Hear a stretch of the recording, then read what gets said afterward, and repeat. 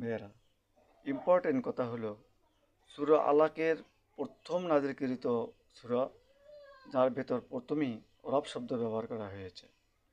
আবার সর্বশেষ সূরা, সূরা ফাতিহা, সেখানেও রব শব্দ ব্যবহার করা হয়েছে। আবার সর্বশেষ সূরা নাস, সেখানেও আল্লাহ পাক রব শব্দ ব্যবহার হয়েছে। এর তাৎপর্য অবশ্যই আছে।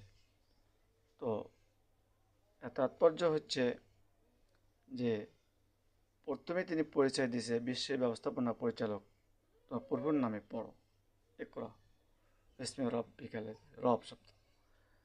তারপরে আলহামদুলিল্লাহ রব্বিল আলামিন, সমস্ত প্রশংসা সেই একমাত্র মহান রব্বিল আলামিনের জন্য, যিনি বিশ্ব জগতের পরিচালক।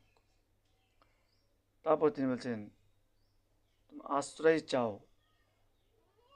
মানুষের রবের নিকটে, যে একমাত্র মানুষকে সৃষ্টি করেছেন সেই রবের নিকটে তোমরা আশ্রয় চাও, অনিষ্ট থেকে, অস্বস্তি থেকে, বিভিন্ন সমস্যা থেকে।